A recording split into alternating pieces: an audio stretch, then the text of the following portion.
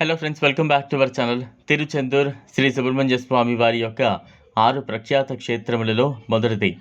ఈ క్షేత్రంలో స్వామి తారకాసురుడు శూరపద్మం అనే రాక్షసుల సంహారం చేయబోయే ముందు ఇక్కడ విడిది చేసి పరమశివునికి పూజించిన పవిత్రమైన క్షేత్రం. ఈ క్షేత్రం తమిళనాడులో తిరునెల్వేలి నుండి 60 కిలోమీటర్ల దూరంలో సముద్ర తీరంలో ఉన్న అద్భుత ఆలయం. ఇక్కడే మామిడి చెట్టు రూపంలో పద్మాసురుడు అనే రాక్షసుడు వస్తే సుబ్రహ్మణ్యుడు వాడిని సంహరించి ఆ అసురుడి కోరిక మేరకు 2 భాగములు చేసి ఒకటి కుక్కుటముగా మరొకటి నెమలిగా స్వామి తీసుకున్నారు అని పురాణాల్లో చెబుతోంది. తిరుచెందూరులో సుబ్రహ్మణ్య స్వామి వారిని వర్ణించడం సాధ్యం కాదు. అంత అందంగా ఉంటారు. స్వామి తారకాసుర మరియు శూరపద్మం అనే రాక్షసులను సంహరించడానికి ఇక్కడి నుంచే బయలుదేరారు. అందుకే ఇక్కడ స్వామి తన ముద్దులొలికే రూపంతో పూర్తి ఆయుధాలతో కూడా దర్శనమిస్తారు. చాలా శక్తివంతమైన క్షేత్రం ఇది.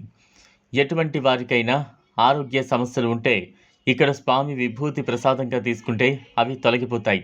సముద్ర తీరంలో శక్తివంతమైన సుందరమైన దివ్యక్షేత్రం ఇది.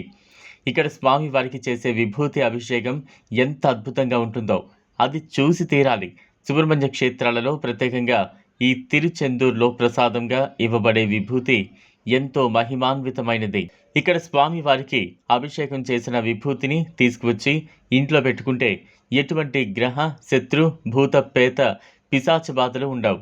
అంతేకాదు ఈ విభూతిని సేవించడం వల్ల ఎన్నో దీర్ఘకాలిక చర్మ వ్యాధులు నయమవుతాయి.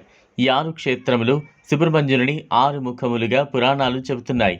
ఈ 6 దివ్యమైన క్షేత్రములను తమిళనాడులోని 6 పడై వీడు అంటారు. ఈ 6 క్షేత్రములలో సుబ్రహ్మణ్య స్వామి వారు ప్రతి చోట రాక్షస సంహారం చేసే ముందు విడిది చేసిన ప్రదేశములుగా ప్రఖ్యాత తమిళ కవి శ్రీ నక్కీరన్ కీర్తించారు.